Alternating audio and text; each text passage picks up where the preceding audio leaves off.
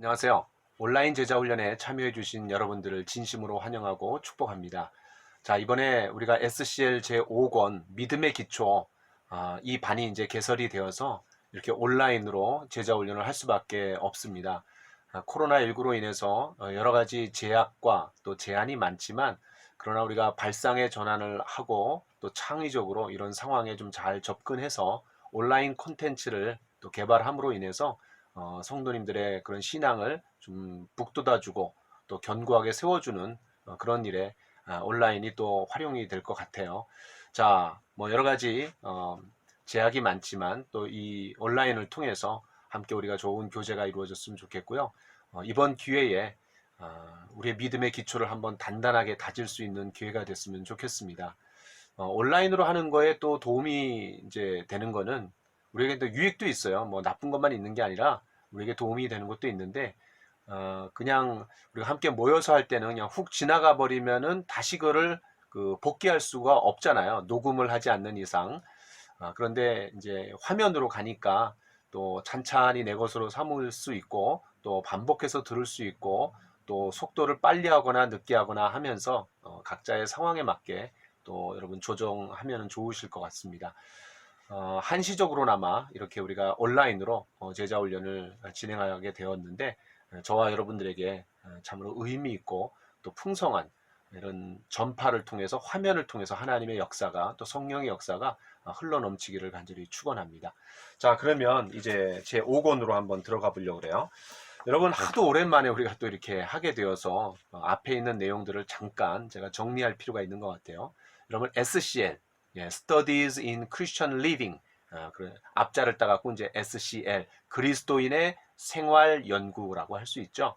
자, 여러분, SCL은 크게 10권으로 되어 있는데, 이제 문답식으로 되어 있는 게 1권부터 6권까지, 그리고 이제 7권부터 10권까지는 한 책을 선택해서 스스로 이제 공부해 나가는 겁니다. 자, 그런데 우리가 이제 하려고 하는 거는 1권부터 6권까지 문답식으로 다뤄져 있지만, 그러나 그리스도인의 삶의 전반적인 것들을 다 총망라해서 한번 훑어보는 그런 성경 공부 교재입니다. 여러분, 제 1권 제목이 뭔지 기억나세요? 그리스도 안에 있는 새 생명. 예수님이 누구십니까? 예수님이 무슨 일을 하셨습니까? 그리스도 안에 있는 영생. 자, 예수님이 누구시고 무슨 일을 하셨는지를 우리가 알 때 그분에 대한 신뢰가 깊어지면서 그분 안에 있는 영원한 생명을 얻게 되는 거죠. 자, 두 번째 SCL 2권의 제목이 뭔지 기억나세요? 그리스도와의 교제입니다. 자, 어린 아이가 엄마 뱃속에서 아기가 태어났다고 해봅시다. 그 아기는 엄마의 품 안에서 엄마 안에서 오랜 시간을 보내야 됩니다. 자, 그게 자연스럽고 당연한 관계이듯이 바로 예수님 안에서 영원한 생명을 얻은 사람이 바로 예수님과 또 예수님 안에서 함께 교제해 나가는 것은 너무나 자연스러운 거죠. 어떤 사람과의 관계가 맺어졌어요. 그 다음에 일어나는 게 뭡니까? 바로 그 사람과의 교제죠. 자, 그래서 제2권의 제목이 그리스도와의 교제입니다. 제3권, 그리스도와의 동행이죠. 자, 이제 교제하는 단계에서 조금 더 나아가는 것이 이제 동행하는 단계죠. 자, 그 다음에 이제 제4권, 우리가 장시간을 다뤘고, 우리, 끝부분을 좀 우리가 다 마무리하지 못했다라고 이제 그런 얘기를 하는 분도 있더라고요.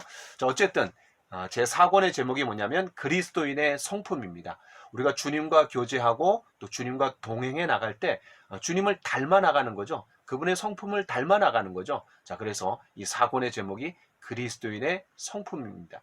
자, 그 다음에 이제 5권 우리가 다루려고 하는 것이 뭐냐면 믿음의 기초예요. 그리고 6권이 뭐냐면 봉사의 성장. 그러니까 이제 성장하고 또 성숙해 나갔고 또 믿음의 기초를 쌓았기 때문에 이제 사역해야 된다라는 거예요.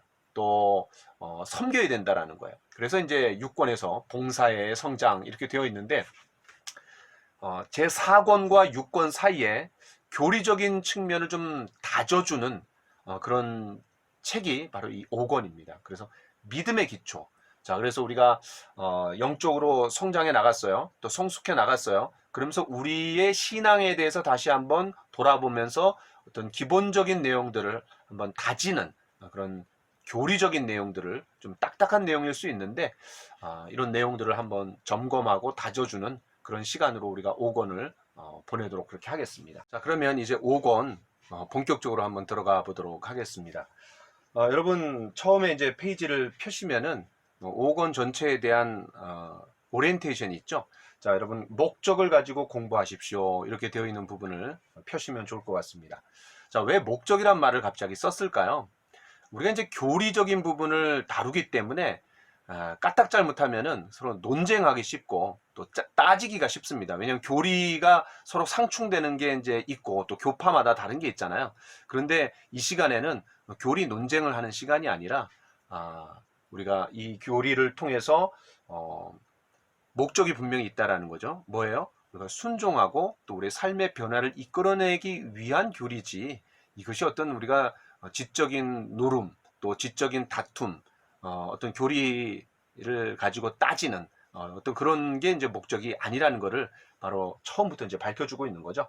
자, 그래서 적용과 순종을 통해서 우리의 삶의 변화를 이끌어내는 것이 성경 공부의 목표이기 때문에 우리가 이제 바이블 스터디를 하는 것도 그렇잖아요. 어떤 우리의 지식욕을 채우는 것도 있어요. 또 알아야 되는 거죠. 자, 그런데 그런 공부를 위한 공부, 또 지식을 위한 지식이 아니라 이 말씀을 깨닫고 그 말씀을 삶에 적용함으로 말미암아 이제 영적 성장을 꾀하려고 하는 것이 우리가 이제 성경을 공부하는 거니까, 그런 초점을 다시 한번 분명히 하자라는 그런 측면에서 이 내용을 좀 우리가 다루려고 합니다.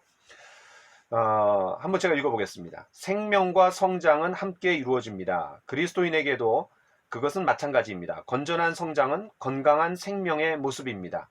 제5권과 제6권에서 당신은 그리스도 안에서 당신이 성숙할 수 있도록 도와주는 더 많은 성경의 진리들을 깊이 살펴보게 될 것입니다.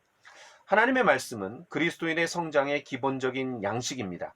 말씀을 효과적으로 섭취하는 방법은 말씀을 암송하고 공부하고 읽고 설교나 가르침을 듣는 것입니다. 여러분, 우리가 3권에서 다뤘죠.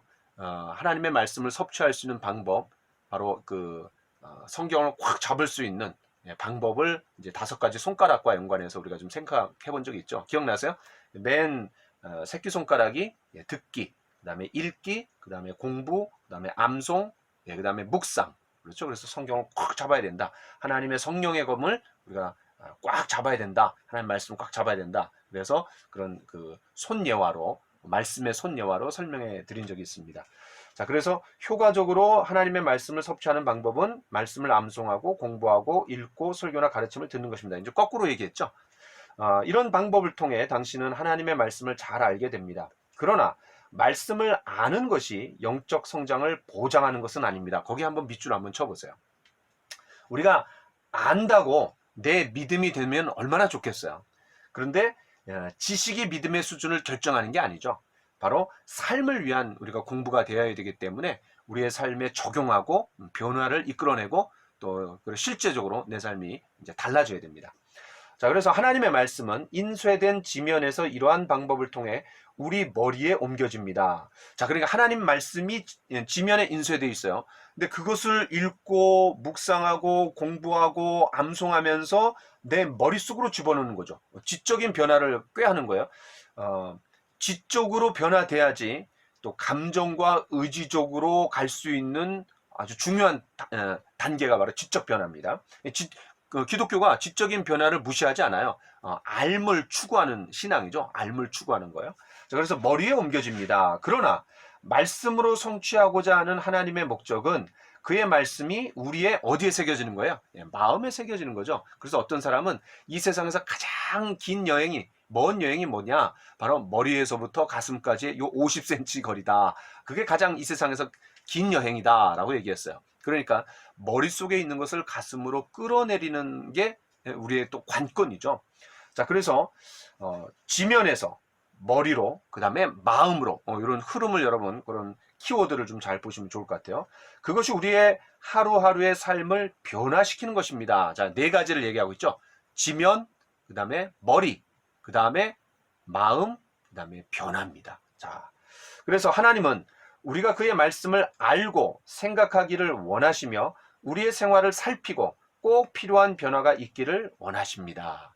자, 시편 119편 59절, 내가 내 행위를 생각하고 주의 증거로 내 발을 돌이켜 싸우며, 이 말씀을 제가 과거에 인용한 적이 있어요. 말씀의 손 예화하면서 자, 듣기, 읽기, 공부, 암송, 그 다음에 묵상해요. 그런데 이 손에 흐르고 있는 핏줄, 이것이 이제 적용이다. 그러면서 이 시편 119편 59절, 60절 말씀을 제가 인용한 적이 있습니다.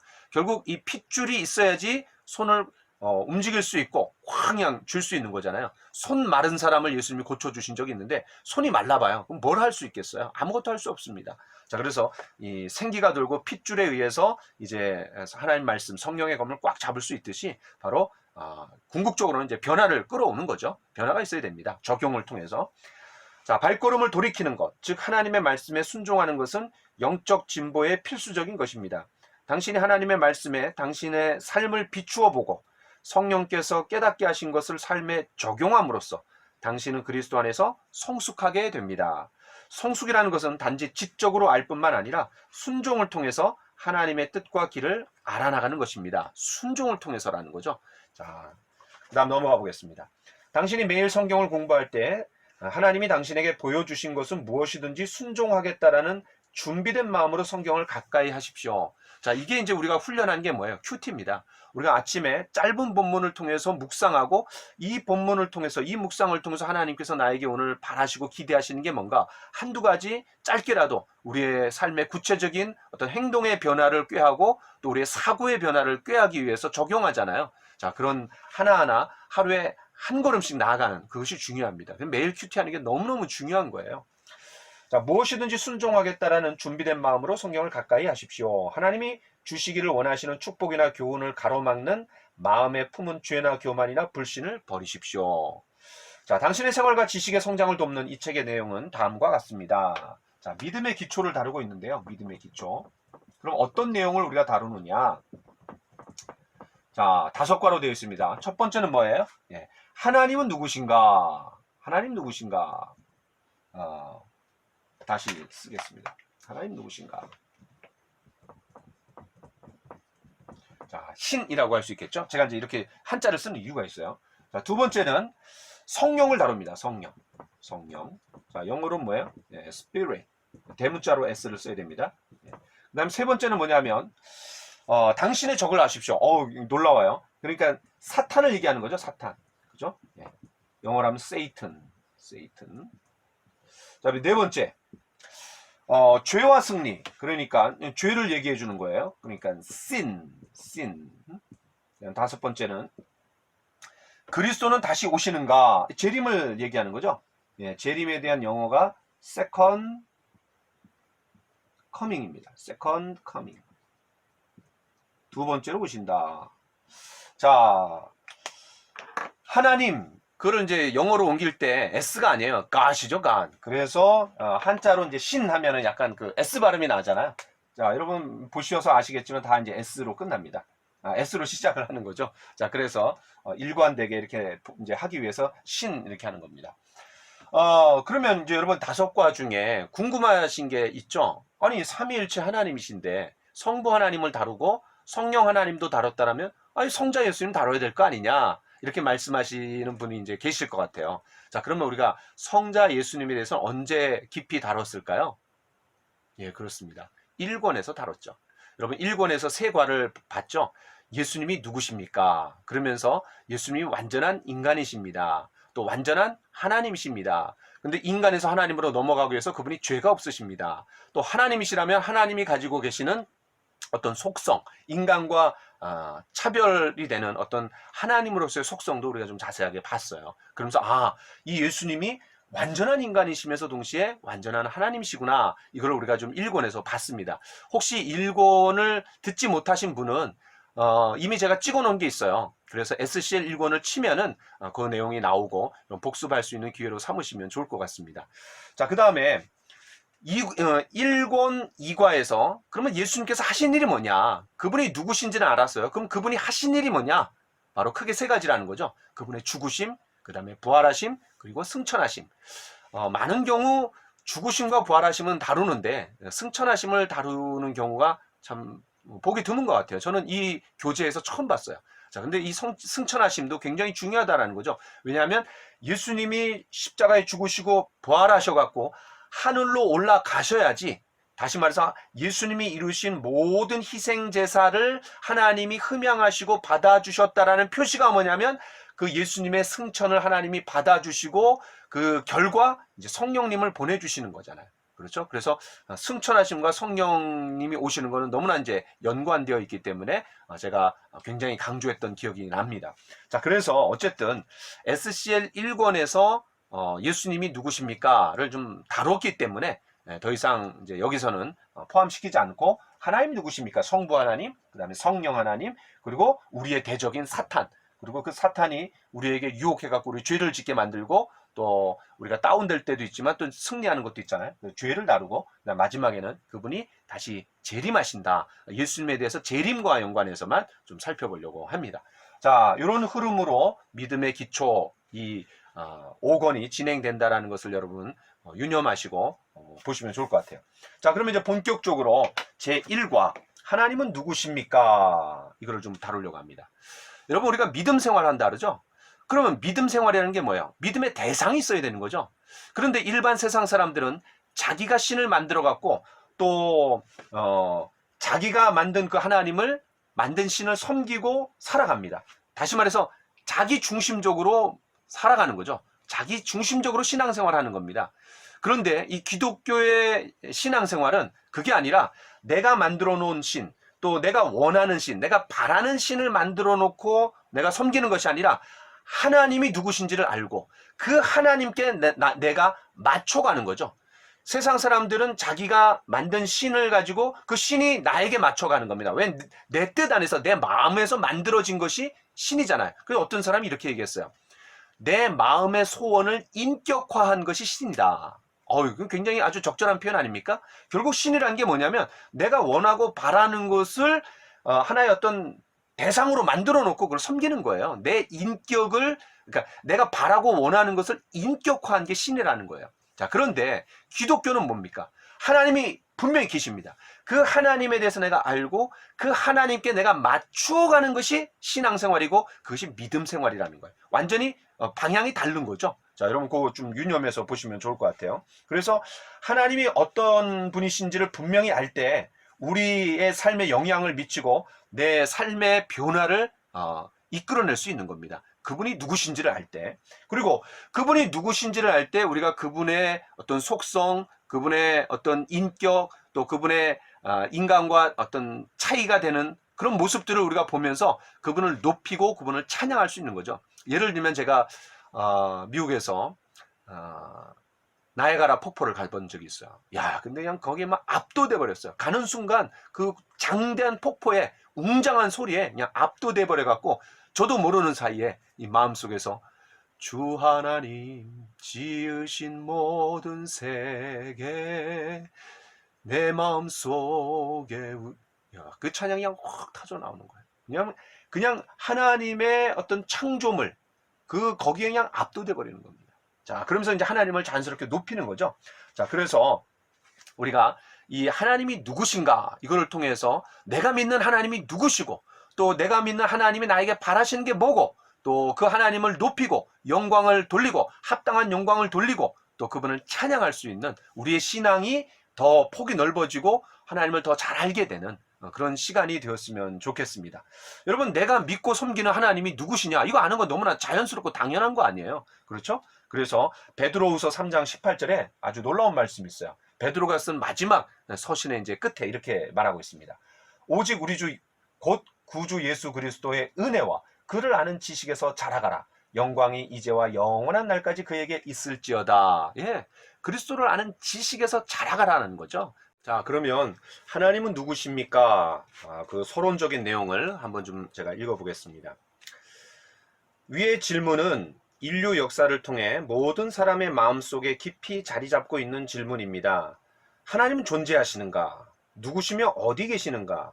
사람이 하나님을 알 수 있는가? 인간 스스로는 결코 하나님을 발견할 수 있는 방법을 마련할 수 없습니다. 오직 하나님께서 자신을 계시해 주실 때 그를 알 수 있습니다. 자, 이 계시라는 말이 굉장히 중요한데요. 요거는 이제 9번에서 좀 자세하게 다루도록 하겠습니다. 그러면 어디에 또 어떻게 하나님께서 사람이 자기를 알 수 있도록 이 계시를 해 주십니까? 이러한 질문들과 또 어떻게 사람이 하나님을 개인적으로 알 수 있는가 하는 데 대한 완전하고도 정확한 답변은 바로 성경에서만 얻을 수 있습니다. 자, 우리가 이제 어떤 사람을 안다라고 할 때 보통 어떤 걸 통해서 알 수 있어요? 그 사람의 이름을 통해서, 또 그 사람의 인격을 통해서, 또 그 사람이 하는 일을 통해서 우리가 알 수 있는 거죠. 자, 그래서 그런 내용들을 가지고 요 일과를 좀 보시면 좋을 것 같아요. 자, 1번. 하나님을 묘사한 것과 그 이름은 어떤 것입니까? 자, 1번에서 중요한 게 뭐냐면 호칭입니다. 하나님의 명칭이죠. 자, 우리가 어떤 사람을 가장 쉽게 알 수 있는 방법이 뭐예요? 그 사람을 누가 부르는 호칭을 들으면 알 수 있습니다. 예를 들어서 목사님, 그럼 예, 목회자라는 거죠. 교수님, 그러면 선생님이에요. 또 사장님, 그러면 어느 이제 기업의 또 총수라는 거죠. 또 여러분 뭐 엄마, 아빠 이러면 아, 자녀가 있는 가정의 가장이구나, 또 부모구나, 뭐 여러 가지 우리가 알 수 있어요. 그러니까 이 호칭을 통해서 하나님이 어떤 분이신지 우리에게 잘 알려준다라는 거예요. 자, 하나님을 묘사한 것과 그 이름은 어떤 것들입니까? 창세기 17장 1절에 예, 창세기 16장에 어떤 내용이에요? 바로 86세에 얻었던 이스마엘. 그 이스마엘을 그냥 금이야 오기야 하면서 그냥 거기에 완전 푹 빠져 있었죠. 그러는 통에 99세 때 하나님이 나타나셔갖고 아브라함아, 나는 전능한 하나님이다. 네가 내 앞에서 완전하라, 이렇게 말씀하시면서 이제 17장의 내용이 나와요. 이제 할례 언약도 나오고 또 이름도 바꿔주시고 뭐 이런 내용이 나오는 게 이제 17장인데, 어쨌든 하나님이 전능하신 하나님이다, 이렇게 얘기하시는 거예요. 그 이제 배경을 알 때 우리가 이해를 할 수 있는 거죠. 아, 하나님이 모든 것이 가능하신 분이시구나. 양수가 끊어지고 또 생산을 할 수 있는 그런 상황이 아님에도 불구하고 하나님이 얼마든지 자녀를 주실 수 있구나, 상속자를 줄 수 있구나. 그런 머리 굴려갖고 인간적인 방법으로 하가를 통해 갖고 이스마엘을 얻는 것이 아니라 하나님의 방법대로 바로 아브라함과 사라를 통해서 하나님이 약속의 그런 아들을 주시겠다, 이제 그런 내용이 담겨져 있는 거죠. 바로 전능하신 하나님, 바로 이게 호칭입니다. 하나님 자신이 그렇게 얘기하시는 거예요. 나는 전능하다, 모든 것이 가능하다라는 거죠. 자, 그 다음에 전능하신 하나님이다라는 걸 하나님이 얘기하셨어요. 거기에 또 담겨져 있는 의미가 뭐예요? 하나님이 자기 자신을 계시하시는 거죠. 우리 인간에게 하나님이 자기 자신에 대해서 알려주시는 거예요. 여러분, 계시라는 말의 뜻이 뭡니까? 감추어져 있는데 드러내서 알려주다라는 말이 계시입니다. 그러니까 폭로하다, 이런 말이에요. 또 영어로는 self disposal, self disposal이라고 이렇게 얘기할 수 있는데, 어쨌든 감추어져 있던 거를 드러내서 알려주다라는 그런 말이 바로 계시입니다. 자, 그래서 하나님께서 자기 자신 전능하신 하나님이라는 거를 이제 아브라함에게 이제 드러내서 알려주는 거죠. 자, 그 다음에 시편 78편 5절에서는 하나님 반석이라 했어요. 반석이라는 게 뭐죠? 우리의 삶에 흔들리지 않은 어떤 기초다라는 그런 말씀이죠. 자, 그 다음에 지존하신 하나님이시다. 더없이 존귀하신 분이라는 뜻이죠. 이 땅에 많은 귀한 것들이 있는데 그 중에 가장 존귀한 분, 지존하신 분이라는 거예요. 자, 그 다음에 구속자라 했어요. 구속자는 뭐죠? 예, 값을 지불하고 또 해방시키다, 또 그런 의미가 이제 구속이라는 말이에요. 그러니까 종들이 많았을 때에 값을 지불하고 그 종을 자유인으로 해방시켜주다. 그 종에게 해방을 위해서 지불하는 값을 구속이라고 그러죠. 구속. 자, 그 다음에 영광의 왕, 시편 24편 7절에서는 이제 영광의 왕이라 그랬어요. 야, 이런 영광스러운 왕의 통치를 받는다.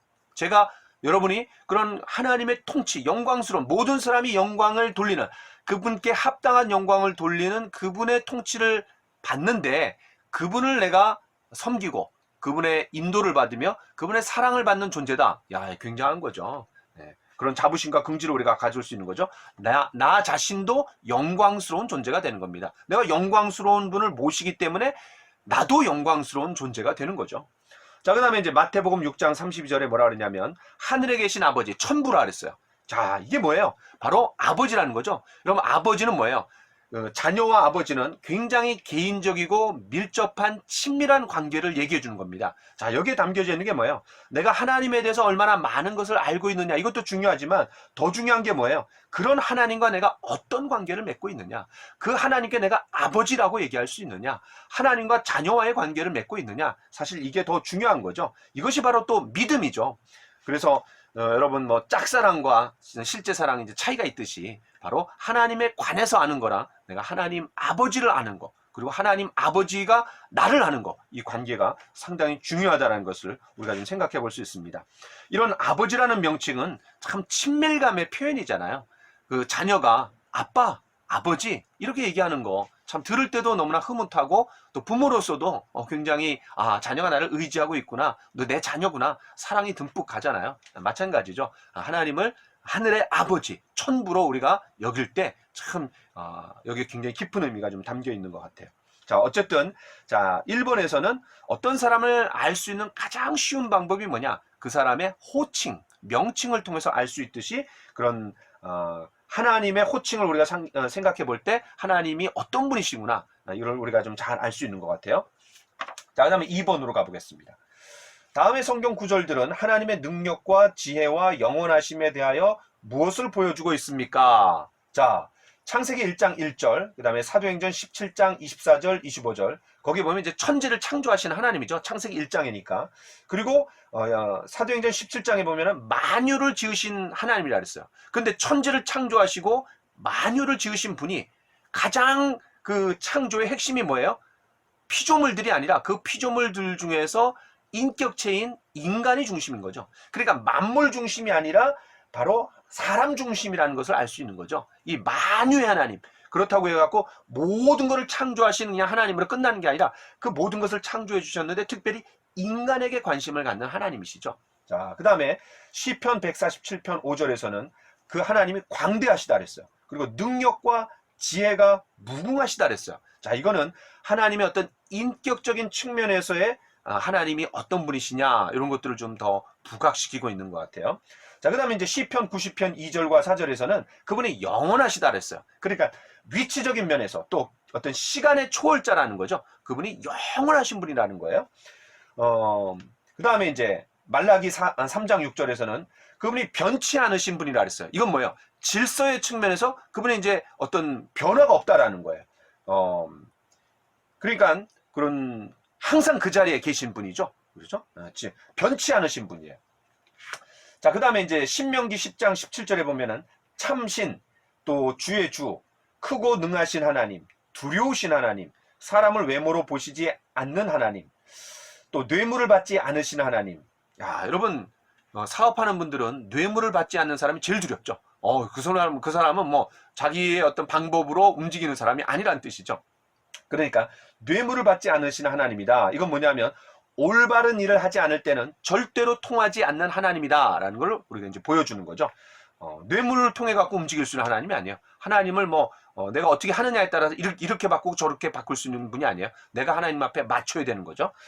그 다음에 참신이라 그랬는데 여러분 오해하시면 안 됩니다. 여러 신들 중에 가장 으뜸이 되는 신이다, 이제 그런 의미가 아니라 유일하신 하나님이에요. 모든 신들은 다 거짓이고 그건 사람이 만들어낸 거예요. 하나님만이 유일하신 하나님이다 라는 거죠. 자, 우리가 1번과 2번을 통해서 이런 하나님을 알고 이런 하나님과 관계를 맺고 산다라면 야, 이거 얼마나 축복된 겁니까? 얼마나 감격스러운 거예요.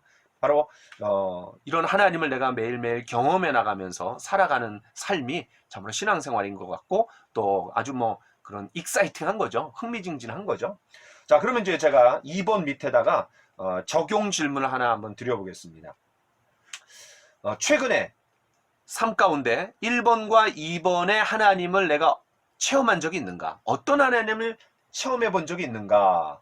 여러분 한번 최근에 한번 여러분 적으셔갖고 한번 나중에 이제 나눌 수 있는 그런 시간이 있었으면 좋겠어요. 또 두 번째 적용 질문은요.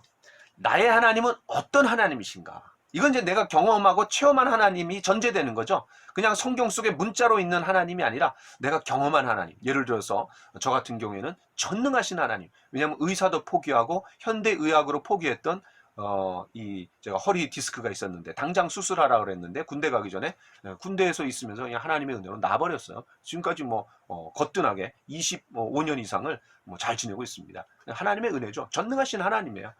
또 영원하신 하나님, 또 변치 않으신 하나님, 이런 하나님을 우리가 경험해 나가고 있잖아요. 그렇죠? 예. 그럼 여러분들이 경험한 하나님을 좀 소개하고 나눌 수 있는 그런 시간이었으면 좋겠습니다. 자, 그러면 이제 하나님은 어떠한 분이신가? 앞부분에서는 1번과 2번에서는 호칭과 명칭 위주로 좀 알아봤다라면 조금 더 이제 깊이 들어가 보는 거죠. 바로 하나님의 속성과 성품을 한번 알아가 보자라는 겁니다. 자, 3번. 디모데전서 1장 17절을 당신 자신의 말로 쓰십시오. 자, 여러분 한번 풀어서 여러분이 이해한 말로, 묵상한 말로 한번 써보십시오. 성경 말씀 그대로 쓰지 마시고요. 자, 그러면 이제 여기에 담겨져 있는 하나님이 어떤 하나님이시냐면 만세의 하나님이라 그랬어요. 그러니까 만세 하나님 뭐예요? 모든 세상, 모든 세대의 하나님이시라는 거죠. 아브라함의 하나님뿐만 아니라 이삭의 하나님도 되시고, 그 다음에 아브라함, 이삭, 또 야곱의 하나님이 되시고, 다니엘의 하나님도 되시고, 엘리야의 하나님도 되시는 거죠. 그리고 지금 나의 하나님도 되실 수 있는 거죠. 모든 세대, 모든 세상의 하나님이시죠. 그 다음에 썩지 않는 분이라는 거죠. 무슨 말이에요? 부패가 없고, 그 다음에 변하지 않는 분이고, 죽음이 없는 분이라는 거죠. 썩는 하나님이라는 건 뭐예요? 그럼 죽는 하나님이라는 건데, 그분이 썩지 않으시는 분이다. 그러면 영원한 살아계신 하나님이시다라는 거죠. 그 다음에 이제 보이지 않는 분이라 그랬어요. 오직 믿음으로만 볼 수 있는 거고, 또 홀로 하나이신 하나님, 이건 유일하신 하나님이라는 거죠. 자, 그런 의미들이 이 디모데전서 1장 17절에 잘 담겨져 있습니다. 자, 그 다음에 이제 4번. 하나님에 대해서 성경은 또 무엇을 말하고 있습니까? 자, 예레미야 10장 10절에서 상반절에서 뭐라고 얘기하고 있냐면 참신, 참 하나님, 사시는 하나님, 또 영원하신 왕으로서의 하나님. 여러분, 예레미야 시대가 어떤 시대입니까?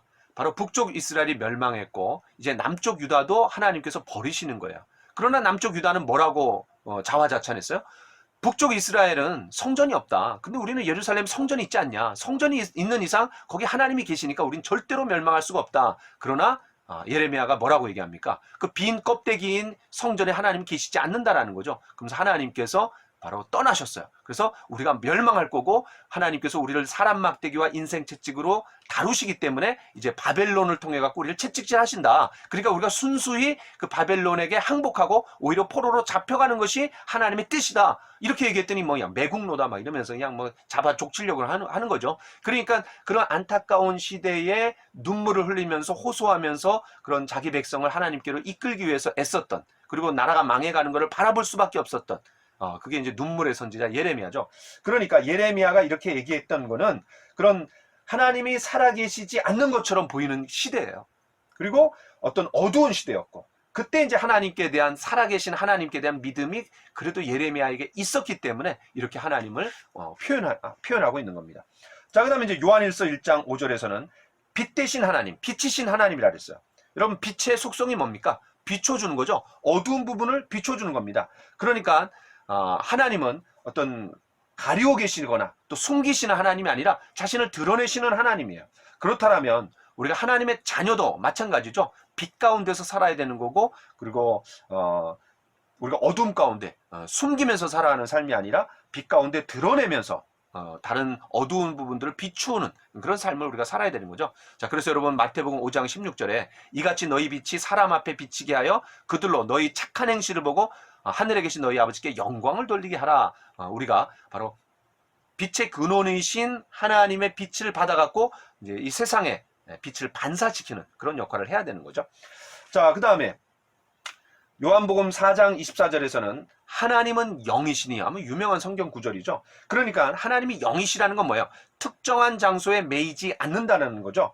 또 요한복음 4장에서 이런 하나님을 우리가 배우고 나서 이제 변화를 이제 꾀할 수 있는 거죠. 어떤 자기의 어두운 과거를 감출 수 없다라는 것을 깨달았고, 또 이 사마리아 여자가 그러면서 그 주님, 또 선지자, 또 메시아 이런 고백들을 통해 갖고 예수님을 발견했을 때 그가 이제 나중에 물동이를 버려두고 동네로 뛰어 들어가는 거죠.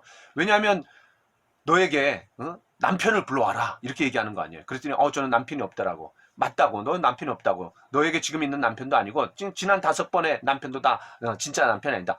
그거 다 하는 거예요. 그러니까 당신 선지자입니다. 그냥 단순히 유대인 남자인 줄 알았는데 예수님이 보통 분이 아니라는 것을 깨달으면서 야, 이분이야말로 나의 모든 것을 알고 계시는구나. 그러면서 이 여자가 이제 변화되는 거죠. 자, 이런 영원하신 분, 또 영적인 분, 특정한 장소에 매이지 않는 분, 이런 하나님을 알 때에 우리가 이제 예배의 문제가 이제 해결이 되는 겁니다. 왜냐하면 이제 이 사마리아 여자가 유대인들은 뭐 예루살렘에서 예배를 드려야 된다 그러고 우리는 뭐 그리심산에서 예배를 드려야 된다는데 어떤 게 맞습니까? 예루살렘도 말고 그리심산도 말고 나는 영이신 하나님의 영이신 분이기 때문에 그런 장소의 문제에 구애되면 안 된다. 어떤 곳에서도 하나님을 예배할 수 있다. 이런 얘기들이 이제 요한복음 4장에 나오는 거죠. 자, 그 다음에 이제 요한복음 1장 18절.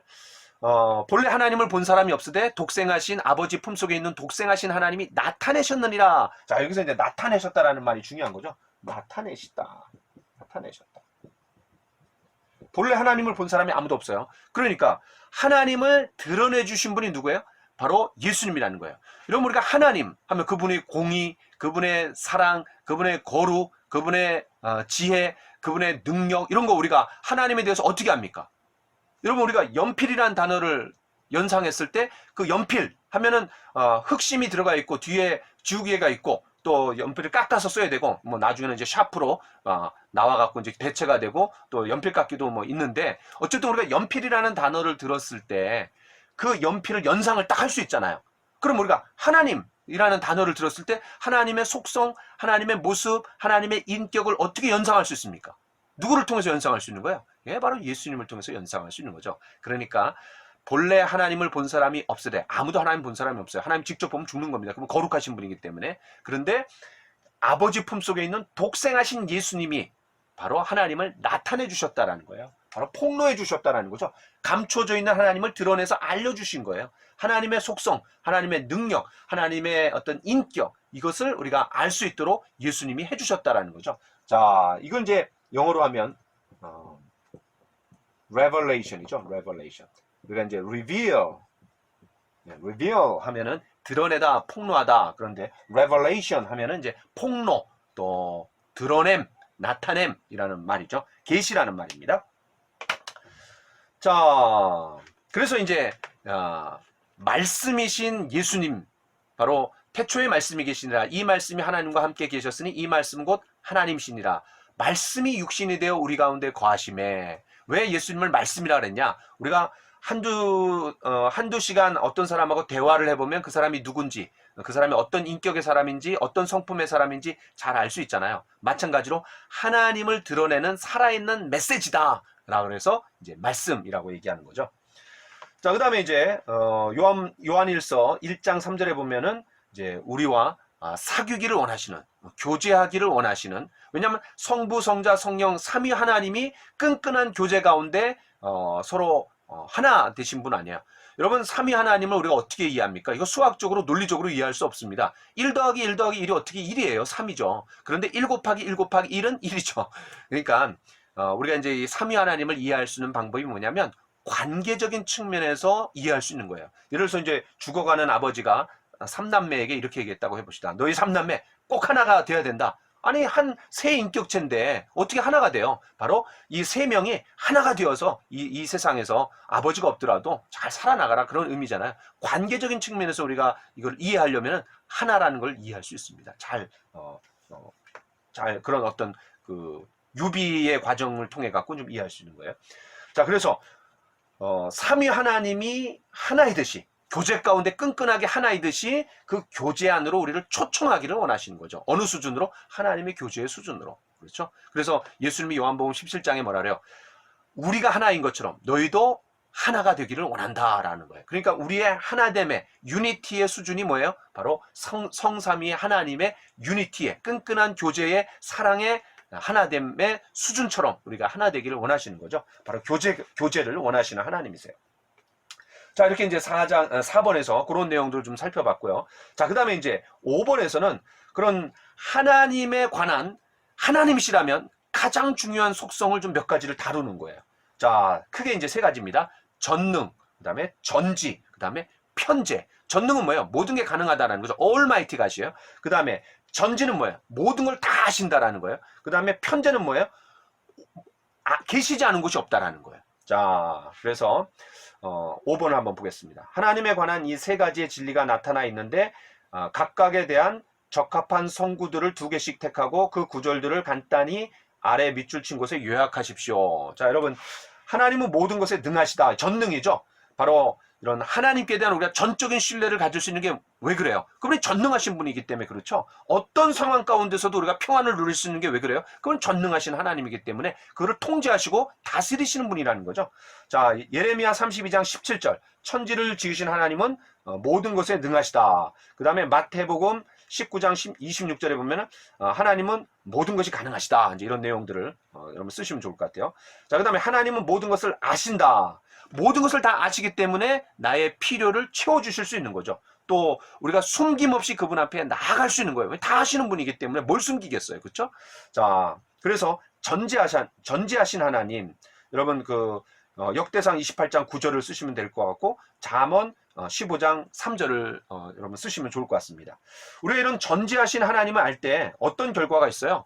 네, 먼저는 우리 안에 두려운 마음이 있어요. 나의 모든 것을 알고 계시기 때문에 두려워 떠는 거죠. 더 나아가서 마음의 쉼을 누릴 수 있는 거예요. 나의 모든 것을 아시고 필요를 채워주실 수 있기 때문에 그러는 거죠. 자, 여러분 요한복음 1장 47절에 보면 예수님께서 나다나엘을 가리켜서 뭐라 그래요? 보라, 이는 참으로 이스라엘 사람이라. 그 속에 간사한 것이 없도다. 하나님 다 아시는 거죠. 예수님께서 그런 하나님의 속성을 갖고 계시기 때문에 전지하신 분이기 때문에 그 나다나엘이 이미 무화과나무 아래에 있었을 때부터 알고 계셨고 그의 마음속에 간사한 것이 없다는 거 다 아시는 겁니다. 자, 그 다음에 하나님은 어디에나 계신다. 편재예요. 자, 이게 뭐예요? 모든 환경 속에서도 우리가 하나님을 의식할 수 있는 거죠. 왜? 하나님이 내 방에서도 계시고 침실에서도 계시고 일터에서도 계시고 어떤 곳에도 하나님이 계시기 때문에 내가 하나님을 의식하면서 하나님을 의지할 수도 있고 또 하나님을 두려워할 수도 있는 거죠. 또 하나, 어디서나 하나님을 예배할 수 있는 거죠. 그렇죠? 우리가 교회 예배당에서만 하나님을 예배할 수 있는 게 아니라 가정에서, 내 공부방에서, 하나님 말씀 안에서, 그리고 또 다른 사람들과의 교제 속에서 심지어 걸어가면서도 내가 하나님을 예배할 수 있는 거죠. 왜? 그분은 어디에나 계신 분이시기 때문에. 또 하나님이 어디에나 계시기 때문에 우리와 늘 동행하시고 함께 해주실 수 있는 분이라는 것을 우리에게 말해주죠. 여러분, 요나가 하나님을 피할 줄 알았죠? 다시스로 가면 피할 줄 알았습니다. 그러나 거기에도 하나님이 계셨어요. 자, 그래서 여러분, 하나님 어디에나 계신다. 시편 139편 7절 8절 모든 곳에 계신 하나님, 또 예레미야 23장 24절 천지에 충만하신 하나님, 그런 내용들을 좀 쓰시면 좋을 것 같습니다. 자, 그 다음에 이제 6번 역대상 29장 10절로 13절에서 보면 이제 역대상 29장이 그런 다윗이 솔로몬에게 성전 건축을 할 수 있도록 모든 만반의 준비를 다 갖추는 거거든요. 자, 특별히 이제 역대상 29장 10절로 13절에 보면은 이 다윗의 위대한 기도가 나옵니다. 자, 하나님에 대하여 알 수 있는 게 뭡니까? 위대함과 능력과 영광과 승리와 존귀가 모두 주의 것이라 그랬어요.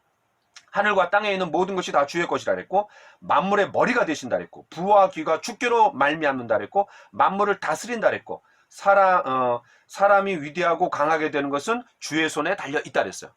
여러분, 이런 한마디 한마디 표현이 뭐 어디 도서관에 가갖고 책을 참고해 갖고 하나님의 속성을 정리한 겁니까? 그게 아닙니다. 다윗이 그런 생사를 넘나드는 그런 고비 속에서 또 하나님과의 어떤 깊은 교제 속에서 바로 발견한 하나님의 속성, 그분의 성품, 그분의 인격을 하나하나 여기에 담아갖고 이제 기도로 올리고 있는 거죠. 야, 이게 놀라운 것 같아요. 다윗이 평생 동안 삶 가운데 경험한 하나님을 찬양하고 있는 겁니다. 다윗이 아까 말씀드렸던 것처럼 그런 죽을 고비를 얼마나 많이 넘겼어요. 그 블레셋 가드왕 앞에 가갖고는 뭐 미친 척하고 침을 질질 흘리고 그냥 또 망명하기도 하고, 자, 그런 어떤 삶의 요초를 통과하면서 경험했던 하나님, 체험한 하나님이 여기에 녹아들어 있는 거죠. 어려움 속에서 경험한 하나님인 거예요. 그게 진짜 하나님이죠. 간증이죠. 자, 이런 하나님이 나의 하나님입니다. 여러분의 하나님이십니다. 우리가 이제 하나하나 그런 경험하고 누려나가야 될 그런 하나님이시죠. 자, 그 다음에 이제 7번으로 가보겠습니다. 자, 7번. 하나님에 대하여 또 다른 무엇을 우리가 알아야 됩니까? 이사야 45장 5절로 6절, 신명기 4장 39절. 유일하신 하나님이라는 거죠. 그분이 유일하신 하나님이에요. 그러니까 하나님이 유일하신 하나님이라는 것을 알 때 우리에게 어떤 의미가 있는 거죠? 그 하나님께만 예배드리고 하나님께만 영광을 돌리고 그 하나님께만 충성하면 되는 거죠. 헌신하면 되는 거죠. 자, 우리의 유일한 충성과 헌신의 대상은, 경배의 대상은 하나님 한 분뿐이십니다. 자, 사람들은 가능한 많은 신들을 두려고 하죠. 특별히 이제 그 가나안 땅에 들어갔던 이스라엘 백성들이 하나님도 섬기고 바알도 섬기고 아스타롯도 섬기고, 그 많은 신을 섬기면 좋은 거구나. 수호신이 많으면 뭐 우리 가정을 또 나를 지켜주는 거지. 이런 개념으로 이제 하나님을 취급하는 거죠. 그때 이제 여호수아가 뭐래요? 하나님만 섬겨라. 나와 내 가족은, 우리 집은 오직 여호와만 경외하고 섬기겠다. 굉장히 아주 뭐 심금을 울리는 거죠. 그때까지 이스라엘 백성들이 하나님을 섬기지 않은 적이 없어요. 하나님 섬겼죠. 근데 하나님만 섬긴 적도 또 없어요. 왜냐하면 두루두루 그냥 여러 잡신들을 함께 섬겼던 거죠. 자, 그래서 그런 그 하나님을 섬기면서도 틈만 나면 우상을 섬겼던 이스라엘 백성들을 우리가 생각해 볼 때 이 말씀이 더 잘 이해가 될 것 같습니다. 그러니까 이제 이스라엘 백성들 하나님께 대한 헌신, 충성의 마음, 그런 반역의 마음이, 이제 충성의 마음이 없었고 늘 반역의 마음이 마음속에 깊이 도사리고 있었던 거죠. 자, 그 다음에 디모데전서 2장 5절에서는 중보자는 예수 그리스도 한 분이시라 했어요. 근데 그 하나님 앞에 나갈 수 있는 방법이 뭐예요? 바로 중보자이신 예수 그리스도를 한 분만을 통해서만 나갈 수 있는 거예요. 그래서 예수님이 요한복음 14장 6절에서 뭐라 그랬어요? 내가 진실로 너에게 이르노니 내가 곧 길이요 진리요 생명이니 나로 말미암지 않고는 아버지께로 갈 자가 없느니라 그랬어요. 하나님께로 갈 수 있는 유일한 길이 바로 예수님이에요. I am the way 그랬죠. 유일한 길이라는 거예요. 자, 그 다음에 이제 8번. 하나님의 또 다른 성품은 무엇입니까? 이사야 6장 3절, 레위기 20장 26절에서 그분이 이제 거룩하신 하나님이라는 거죠. 그러니까 사랑의 하나님이지만 동시에 거룩의 하나님이에요. 제가 한번 질문해 보겠습니다. 여러분, 하나님 하면 보통 우리가 이제 사랑 또는 이제 거룩을 얘기하는데 뭐가 먼저일까요? 여러분, 사랑의 정의가 뭡니까? 자격이 없는 자를 거저 호의를 베풀어 주시는 거예요. 자격이 없는 자에게 베풀어 주시는 하나님의 호의. 그게 이제 아가페 사랑이죠. 자격이 있느냐 없느냐. 내가 하나님의 사랑을 받을 수 있는 유일한 자격이 뭐냐면 자격이 없는 게 자격이에요. 자, 그런데 그럼 그 자격이 있고 없고를 결정하는 게 어떤 기준이에요? 그게 바로 거룩입니다. 그래서 이 거룩이 먼저 전제가 돼야지 사랑을 얘기할 수 있는 거예요. 그러니까 사랑은 거룩에 파생된 속성이라고 얘기할 수 있어요. 그러니까 여러분, 사랑이 더 중요한 게 아니라요, 거룩이 더 중요한 겁니다. 거룩. 여러분, 하나님이 거룩하시다 되게 많이 나옵니다. 구약 성경에. 그런데 하나님 사랑이시다 딱 2번밖에 안 나와요. 요한일서의 4장에서 하나님 사랑이시다 2번 나옵니다. 그러니까 하나님의 거룩이 굉장히 중요한 거예요. 이 거룩이라는 게 기본적인 뜻이 뭡니까? 바로 분리되어 있다, 구별되어 있다, 그 다음에 다르다라는 말입니다. 여러분, 출애굽기 3장 5절에 보면은 하나님께서 모세를 부르실 때 모세야 모세야 네 땅에서 신을 벗어라. 왜냐하면 그 땅이 거룩한 땅이다 그랬어요. 자, 여러분, 그 거룩이라는 말이 거기 나왔는데 그 전에 거룩이라는 말이 2번 더 나옵니다. 첫 번째는 어디서 나오냐면 바로 그 창세기 2장 1절부터 3절에 보면 하나님이 한 날을 구별해 갖고 거룩하게 하셨다 그랬어요. 그러니까 다른 6째 날과는 다른 날이 바로 이제 7째 날이죠. 그래서 구별된 다른 6째 날하고 다른 날이라는 거예요. 그 다음에 이제 출애굽기 3장 5절에 보면은 다른 땅하고 달라요. 왜냐하면 하나님이 임재하신 땅이기 때문에 다르다라는 거예요. 그 다음에 이제 아까 제가 그 출애굽기 3장 5절 앞에 두 구절이라 했는데 그게 아니라 이제 출애굽기 19장에 보면은 이스라엘 백성들을 하나님 부르세요. 거룩한 백성으로 부르세요. 너희가 거룩한 백성이 돼야 된다. 제사장 나라가 돼야 된다. 그렇게 얘기했는데 그때 이스라엘 백성들이 민족적으로 이제 거룩해져야 되는 거거든요. 하나님을 섬기기 위해서 따로 구별된 백성이 돼야 돼요.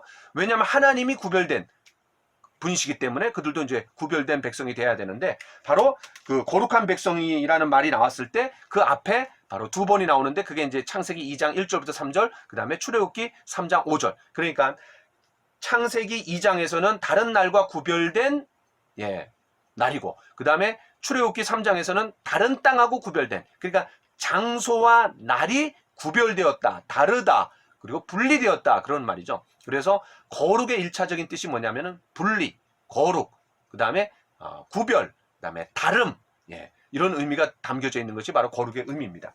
자, 그래서 하나님이 거룩하신 하나님이시다. 다른 잡신들하고 그냥 구별되어 있는 분이에요. 죄로부터 구별되어 있는 거예요. 세상으로부터 구별되어 있어요. 사람으로부터도 구별되어 있는 거죠. 멀리 떨어져 계신 분이에요. 초월해 계신 분이에요. 그런데 그분이 그 사람에게 다가와 찾아오시는 하나님이라는 거죠. 야, 굉장히 놀라운 사랑이에요. 자, 그 다음에 이제 요한일서 4장 16절에 하나님 사랑이시다. 예, 사랑의 하나님이죠. 하나님의 본성과 행위 자체가 사랑의 하나님이세요. 자, 그 다음에 이제 마태복음 5장 48절에 하늘에 계신 너희 아버지께서 온전하신 것 같이 너희도 온전하라. 그래서 하나님이 온전하시다라는 거예요. 그럼 어떤 면에서 온전하신가? 하나님의 사랑과 공의를 밸런스를 맞춰갖고 균형 있게 그를 다가오시고 또 그를 따라서 통치하시고 하나님의 사랑과 공의를 행하시는 면에서 밸런스를 갖고 계시다라는 거죠. 자, 이게 이제 우리가 어떤 차이가 있냐면 사람은요.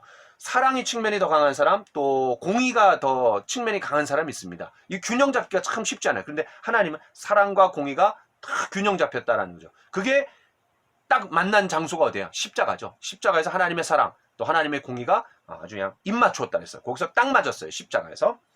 자, 그래서 이런 사랑과 공의를 행하시는 면에서 온전하신 하나님이 우리를 이끌어 가신다라는 거죠. 그러니까 우리가 신뢰할 수 있는 거죠. 한쪽으로 치우치시는 하나님이 아니라는 거죠.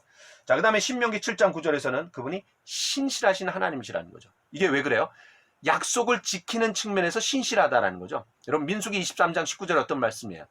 하나님은 사람이 아니시니 거짓말을 하지 않으시고 인생이 아니시니 약속하신 것을 반드시 지키시는 하나님이라 그랬어요. 그래서 여러분 민수기 23장 19절 말씀을 좀 참고해 주시면 바로 이런 신실하신 하나님이라는 걸 우리가 좀 이해할 수 있습니다. 자, 이사야 40장은 하나님에 관한 진리가 가득 찬 위대한 장 중에 하나입니다. 제가 한번 읽어보겠습니다. 빌리 그레함이 쓴 거예요.